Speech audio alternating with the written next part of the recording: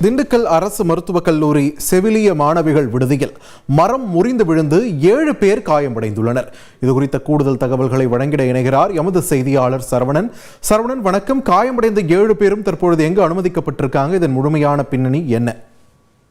திண்டுக்கல் அரசு மருத்துவக் கல்லூரி மருத்துவமனைக்காக சொந்தமான செவிலியர் பயிற்சி பள்ளி மற்றும் செவிலிய மாணவிகள் தங்கக்கூடிய விடுதி ஆகியவை திண்டுக்கல் பேருந்து அருகே உள்ள பழைய நீதிமன்ற வளாக கட்டடத்தில் செயல்பட்டு வருகிறது. இந்த நிலையில இன்று ஞாயிற்றுக்கிழமை என்பதால் உறவினர்கள், அதாவது மாணவிகளின் உறவினர்கள் இன்று மாணவிகளை சந்திப்பதற்காக வந்திருந்தனர். அனைவரும் வளாகத்தில் அமர்ந்து பேசிக்கொண்டு இருந்தபோது அங்கிருந்த வாகை மரம் ஒன்று திடீரென வேரோடு சாய்ந்து விழுந்தது. இதில் இடிபாடுகளில் வாடிப்பட்டியைச் சேர்ந்த திலகம், அம்மாப்பட்டியைச் சேர்ந்த அழகர்சாமி, பொன்னுமாந்திரைச் சேர்ந்த வேளாங்கண்ணி, முத்தலகுப்பட்டியைச் சேர்ந்த கெலன், திலகா மற்றும் செவிலியர் பயிற்சி பள்ளி மாணவி கீர்த்தனா ஆகியோர் உட்பட 7 பேர் காயமடைந்தனர். அக்கம்பக்கத்தினர் உடனடியாக கிளைகளை அகற்றி அந்த மாணவிகளை அருகில் இருந்தக்கூடிய 108 ஆம்புலன்ஸ் அலுவலகத்திற்கு இந்த வாகனத்தின் மூலம் அழைத்து கொண்டு நேரடியாக திண்டுக்கல் அரசு மருத்துவக் கல்லூரி மருத்துவமனையில் சிகிச்சைக்காக சேர்த்துள்ளனர்.